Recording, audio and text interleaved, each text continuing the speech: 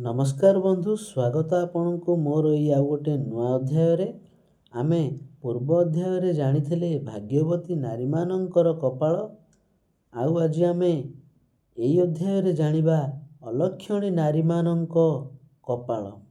ତ ଚାଲନ୍ତୁ ବନ୍ଧୁ, ଡେରି ନ କରି ଆଉ ଆରମ୍ଭ କରିବା।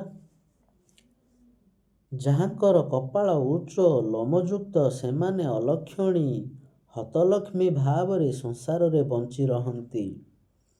ତ ବନ୍ଧୁ ଆଗକୁ ଯିବା।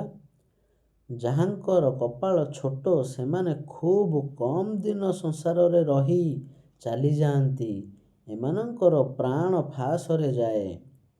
ତ ବନ୍ଧୁ ଆଗକୁ ଯିବା। ଯାହାଙ୍କର କପାଳରେ କୁଞ୍ଚି ପଡ଼ୁଥାଏ ସେପରି ନାରୀ ଚିର ଜୀବନ ବହୁ ଦୁଃଖ ଭୋଗ କରି ଶେଷରେ ନିରାଶ୍ରିତ ଭାବରେ ସଂସାରରେ ବଞ୍ଚନ୍ତି।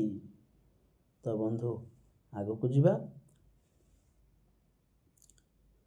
ଯାହାଙ୍କ କପାଳ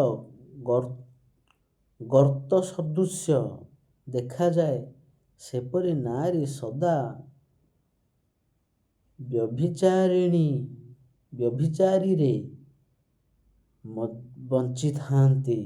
ସେମାନେ ସ୍ୱାମୀ ସୁଖ ଭୋଗ କରିପାରନ୍ତି ନାହିଁ। ତ ବନ୍ଧୁ ଆଗକୁ ଯିବା। ଯେଉଁ ପୁରୁଷମାନଙ୍କର କପାଳରେ ଭଙ୍ଗ ନ ପଡ଼େ ସେମାନେ ବହୁ ଜ୍ଞାନୀ ଚିନ୍ତାଶୀଳ ଅଟନ୍ତି। ତ ବନ୍ଧୁ ଆଜି ପାଇଁ ଏତିକି। ଆଜି ଆମେ ଜାଣିଲେ ଅଲକ୍ଷଣୀ ନାରୀଙ୍କ କପାଳ। ଆମେ ଆଗାମୀ ଯେଉଁ ଭିଡ଼ିଓ ଆସିବ ସେଇ ଭିଡ଼ିଓରେ ଆମେ ଜାଣିବା ମନ୍ଦ ମହିଳାଙ୍କ ହସ୍ତ। ତ ସେଇ ପର୍ଯ୍ୟନ୍ତ ନମସ୍କାର।